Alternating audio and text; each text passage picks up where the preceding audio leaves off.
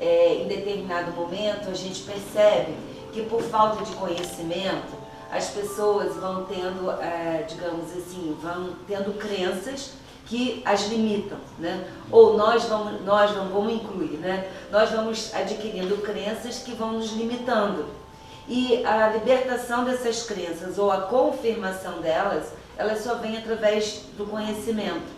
Mas existem algumas barreiras muito intransponíveis quando você está trabalhando com a parte de crença, em que você vai desenvolver uma atitude, digamos, de comportamentos religiosos. Então, fica muito difícil de você entrar dentro disso. Então, a pessoa tem uma crença, desenvolve um ritual, então você não consegue entrar com conhecimento nesse ritual, porque exatamente o ritual é para sedimentar uma crença, né? Ou para que aquilo fique realmente passando de uma pessoa para outra. Então, se você tem uma casa que desenvolve um trabalho mediúnico, fica difícil, as pessoas vêm de várias correntes, né? E, por exemplo, a Renata veio da Umbanda, não é isso? Você, qual a sua... De onde você... Eu cresci no catolicismo, aí depois fui pro espiritismo, pro kardecismo. Isso. E você, Fátima? Não gosto de reza. Não gosto. Não gosto de reza, nunca fui católica e eu vim da messiânica, né? Isso. Uma totalmente diferente do que era. Isso aí. E você, Felipe? Eu pulei um bocado em cada lugar. Adoro o tambor! Adoro o tambor! Eu fui católico já frequentei Umbanda há pouco tempo, xamanismo, fiz vários rituais com índios, com medicina da floresta e agora, sei lá, sou de Deus, um pouco de cada um. Então como nós percebemos, eu vim da religião católica, sou católica, eu tenho a catolicismo como minha religião de berço, né? Meu pai quase foi padre e eu tive algumas manifestações desde criança e depois aos 30, talvez quase 30, eu conheci uma casa espírita, Dona Penha, que era recinto da Penha, e lá tinha o nome de Umbanda Branca, e aí me desenvolvi ali. Eu nunca, assim, tive coisa de pegar espírito na rua, nada disso, tive a felicidade de me desenvolver lá, durante muitos anos, talvez mais de 10 anos, foi muito bom. E depois eu me revoltei com tudo, não quis saber de nada, aquela época que a gente tem sempre. Aí depois eu conheci de novo uma outra pessoa que me levou para um caminho também da Umbanda. Eu era um senhor só, eu fui desenvolver e tal. E depois com o Ricardo, então a gente também, ele também tinha todo esse conhecimento. Então a minha base é católica e de Umbanda, né? Essa é a minha base de trabalho. Então, o que a gente começou, quando depois eu fui para uma outra casa também, e lá eu ouvi falar de apometria. E o mais interessante é que ouvi falar e já parecia uma coisa que eu já tinha conhecimento, sabe? Sabe uma coisa assim que... Ai, que legal. Não sei como, a palavra foi mágica para minha vida. E lá desenvolveu apometria. Quando nós abrimos aqui a Casa da Acolhida, nós abrimos a Casa da Acolhida porque que nós gostamos. Abrimos a Casa da Acolhida. Porque eu percebia um pouco, como ele falou, né, que nós somos livres, né? Nós somos seres livres para pensar, seres livres para atuar, e eu percebia isso, que era tudo muito fechado. E conhecemos o Márcio, que você também teve o de conhecer, né, Dr. Márcio, isso, que eu estava precisando, o Márcio, e ele, assim eu fico muito mais liberada. O Márcio, ele trouxe uma outra ideia de acolhimento, né, Casa da Acolhida, mas só que eu percebi que ainda o projeto dele estava um pouco pequeno, precisava agregar mais, precisava agregar as minhas crenças, precisava agregar a nossa mediunidade. Então nós fizemos mais a Casa da Acolhida, essa aqui é a varanda, aqui ela é ecumênica, ela pode vir qualquer pessoa, qualquer religião. E o trabalho mediúnico, ele ficaria totalmente separado. em que a pessoa pode vir aqui, ter uma conversa qualquer e ela quer ir lá dentro, vai, não quer, não vai, né? Então nós temos o nosso... O caso da acolhida é isso aqui, né? Nós, esse pedaço isso, aqui. Então nós temos o nosso corpo mediúnico agregado à casa da acolhida. Só que quando começamos a pensar em apometria, mais ou menos, não sei, no ano de 2000, nós estamos em que ano? 2022, né? Mais ou menos no ano de 2012, por aí. Aí, no último dia da sessão, eu falei assim, olha, vamos procurar uma pessoa que saiba apometria para a gente começar a estudar. E deixamos a chave com o Ângelo, aqui, que também é médico, tem uma casa. Aí, quando foi no primeiro dia... Ângelo é um bandista. O Ângelo é um bandista. Aí, no primeiro dia que fomos pegar a chave, o Ângelo falou, olha, eu conversei com o Dr. José Luiz, ele quer conversar com vocês. Aí, vamos lá. Aí, o Dr. José Luiz começou a dar aula pra gente, ele deu aula pra gente durante bem uns 5 anos, tá? Mas depois, aí, como a Fátima sabe, ele começou a ficar repetitivo e tal, e aí aí nós começamos a estudar apometria. Mas recebemos alguns trancos das pessoas que frequentavam a Casa da Acolhida, né? A Casa da Acolhida, a parte mediúnica. Por quê? Como vocês viram aqui, cada um de nós viemos de origens diferentes, né? E atuações espirituais diferentes, né? Então, como é que isso tudo poderia ficar, digamos, em equilíbrio? Foi então que eu percebi o seguinte, né? Nós, né? Olha, não adianta a gente querer enfiar a goela dentro do médium qualquer coisa, porque o médium não vai aceitar. Então, por exemplo, a Renata tem a parte mediúnica dela muito bem desenvolvida na Umbanda, né?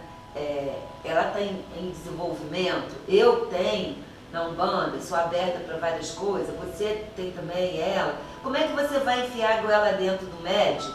Agora é a apometria, né? Não, agora você tem que estudar apometria. Então nós percebemos que o ideal seria separar, né? Então nós temos aqui 3 grandes segmentos, eu chamo grandes porque na espiritualidade tudo é grande. Um é o acolhimento, efetivamente, que a gente chama de conversa na varanda, em que aqui a gente não tem atendimento, nós não temos atendimento assim de vovô, de vovó. A gente, durante o tempo, a gente até teve, mas isso traz algumas situações do ego, do médium, a gente não gosta disso. Então, a varanda é o lugar onde as pessoas se expõem. A gente aqui fala, como ele trouxe, vários assuntos.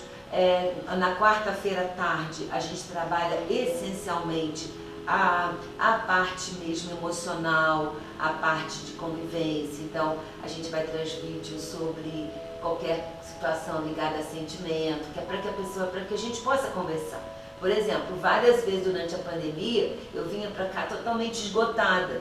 Quando chegava aqui, como é que eu ia só pegar, botar uma roupa branca e trabalhar? Eu queria falar com alguém, não estava falando com ninguém. Então, a conversa na varanda, né, Renata, que frequentou mais aqui durante a pandemia, né, foi um bálsamo pra gente, foi muito bom, era o oxigênio. E a ideia é essa mesmo, é que eu não estou vivendo na Terra, eu não sou de carne e osso, eu tenho mente, tenho física, então eu preciso também de um espaço para mim, né, enquanto eu estou aqui encarnada. E aí a ideia é essa. E o outro segmento é a parte mediúnica, em que são aproveitadas, entre aspas, ou são acolhidos, vamos chamar assim, toda a experiência do médium. A gente aqui não diz, o médium, você só pode fazer isso. O médium, não, o médium, a gente respeita a egrégora mediúnica de cada um, né? Porque nós entendemos também a nossa limitação de acesso, certo? Por exemplo, a Carla está começando agora, mas eu não sei o pai Joaquim, a entidade dela, a vovó, a entidade, possivelmente tem acesso à egrégora dela, mas nós não temos.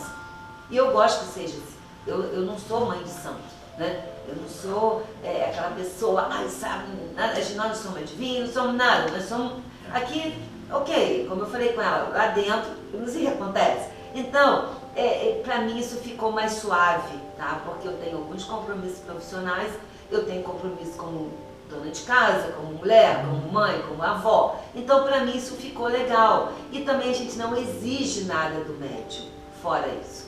Então, o médium, qual é a obrigação do médium com a Casa da Acolhida? ele vir naqueles horários aos quais ele se comprometeu. Então, por exemplo, qual horário que você pode, Renata? Qual o seu horário? Quarta-feira, 3h30 da tarde. Isso. E quando é necessário, eu venho segunda e terça na apometria. Isso. Quando falta um médio, né, que ou por motivo de saúde ou particular, eu vou lá e tapo um buraquinho. Isso aí. Que é para não quebrar o elo da corrente. Carla, qual a... Segunda às 19h30. Isso. E nós ficamos segunda, terça e quarta. Ok, então, nada é exigido além disso. Qual o seu horário? É esse. Também não é exigido do médium, arruma cá. Não, a gente entrega a casa arrumada, a gente faz tudo médium, a gente favorece tudo possível para o médium trabalhar. Aí, dentro da parte mediúnica, como é que a gente trabalha? Nós trabalhamos com o ancoramento normal, aí vem as entidades, tá? E isso tem uma sessão de desobsessão, tem a sessão de quarta-feira também, que é desobsessão, e tem uma sessão de terça, que é apometria.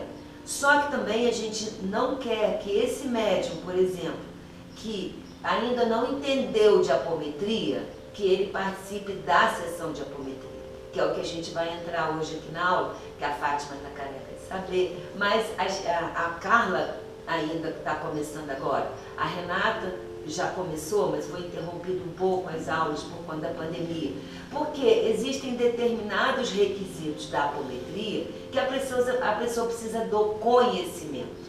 Então, por isso que a gente separou a escola apométrica. Então, nós temos 2 sessões bem livres, tá? Por exemplo, aí qual o trabalho da casa? O trabalho da casa é um trabalho de integração. Por exemplo, você, Felipe, está interessado em participar com a gente, que a Fátima falou. Então, você desenvolve determinada técnica, né, de cura, só que você não pode fazer uma sessão sozinho, tá? O que acontece? Você vai desenvolver sua técnica durante a sessão. Por quê? Isso, por orientação espiritual, é para a segurança do próprio médium, para a segurança da própria casa, para não haver invasão espiritual, não haver tudo que a gente sabe que acontece, né? E que às vezes o médium, ele tem todo o ritual, conhece, tem toda a egrégora dele formada, mas tem alguns conhecimentos que ele não tem. Então, por exemplo, ele não sabe que ele pode ser clonado, ele não sabe que ele pode ser chipado, que pode ter aparelhos.